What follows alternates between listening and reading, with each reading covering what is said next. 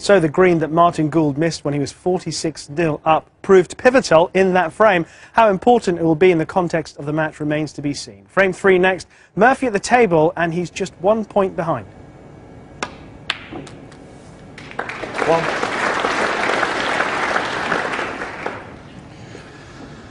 Not straightforward to get on this next red. He's got plenty of cue power, Shaun. There's a couple of reds will go into the left corner, but he's got to play it with a little bit of pace. He might even try and screw back into the bunch here. And he's a bit unlucky. He's very unlucky if he can't get through to that red to roll it in. That was fabulous cueing. To get power like that, there's not many players could have played that shot. Look at the screw back on that. As you say, Dennis, if he's not on one there, he's cursed. That was a really good shot.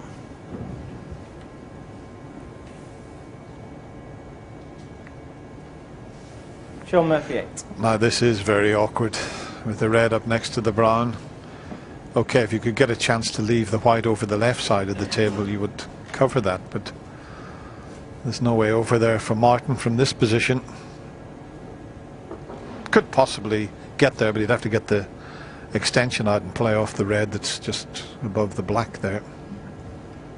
He's tapping into the pack here, so made his mind up that's what he's doing. There was actually a shot there if he wanted to play it. He could have played the red hard into the brown, and the red would have gone off the brown and off the top cushion and side cushion back down towards this end of the table, and he just could have stunned the white and left it in baulk. So that red next to the brown, as long as you can hit it thin onto the brown, he'll bring it back down the table. Yeah, I think Shaun's going to play the shot that I suggested. He can get the white over to the left of the yellow and blue here.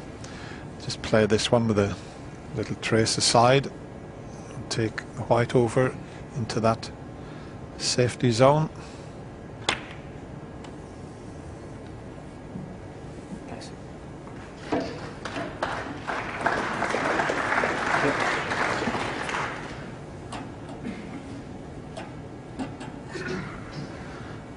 MaRTIN just looking at the two reds on the top cushion here, because if he can leave the cue ball tight there, he'd play a push up and down on this red on the left.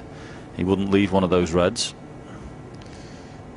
Might take the pot on here and get on the black.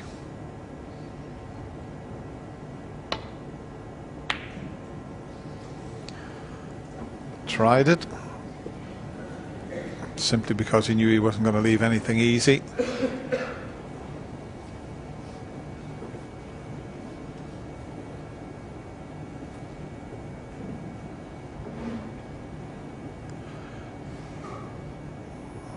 I'm not sure if a red goes into the middle pocket. The one that's out on its own there to the left of the pink pots. Yeah, he can get through to that one. And what a sweet shot that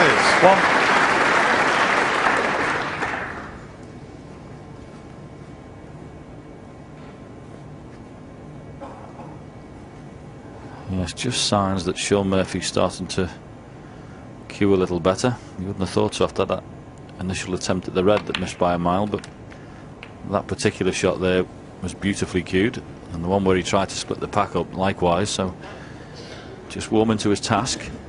8.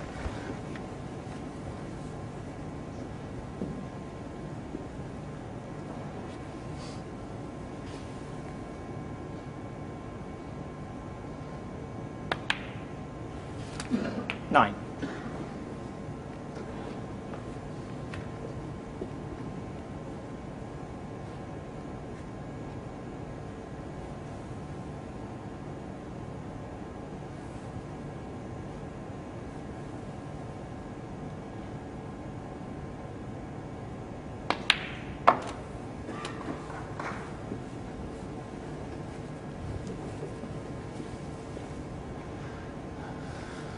Just held the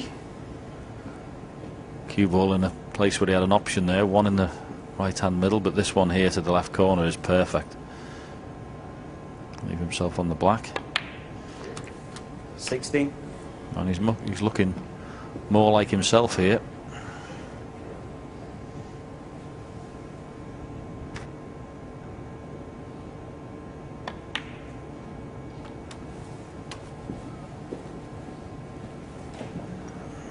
can certainly count on one hand in the world of snooker who cue the ball better than this man. And his cue action's in full flight. 24. It's absolutely superb. It's like a laser.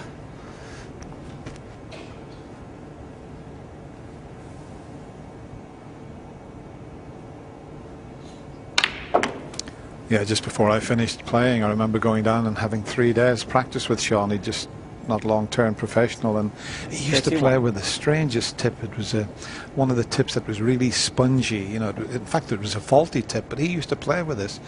And I remember watching his cue action and thinking, this fella cues the ball as nice as any player I've ever seen. Yes, I think 32. For people who are interested technically in the game, watch how far he takes the cue back. Cue does all the work with this fella Shaun. There's his waggles there, and he'll take it back. Look,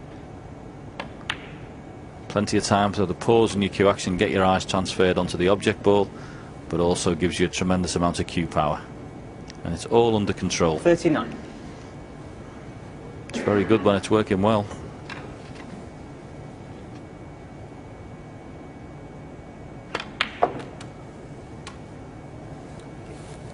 Forty.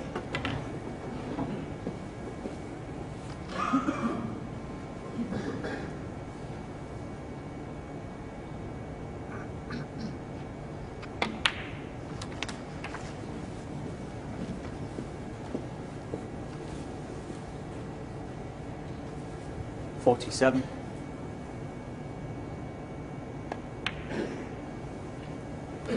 $48. Yeah, he's lovely to watch in the way he break bills. He's made 219 centuries in his career. He's made 36 centuries last season and 22 already this 55. season. That's with all these PTC events. He's getting plenty of table time as Shaun. 56.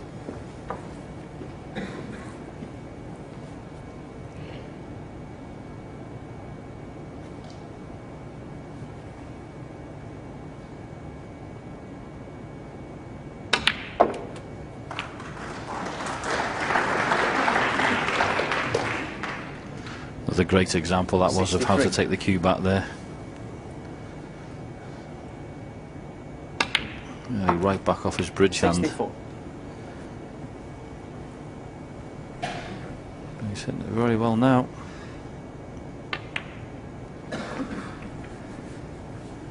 I know we hark back on these things, Dennis, but missing that green in the second frame for Martin Gould might have just changed this match a little bit. Started off very well, but he let Shaun off the hook there.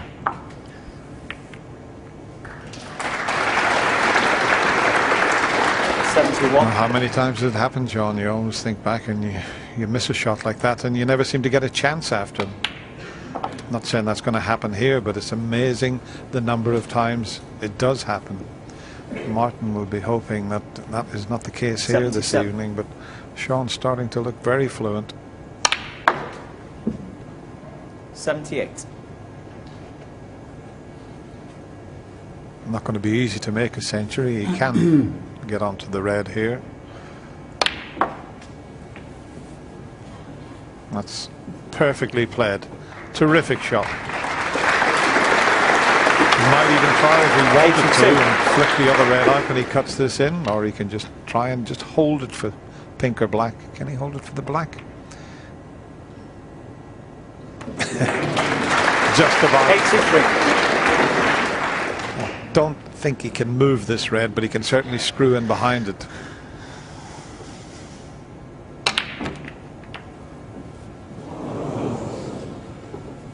Well, he could move it, but he screwed in behind it. Oh, I knew he was going for it.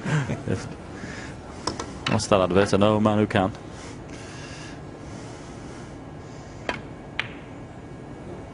Great shot. Nice neat taking these really well.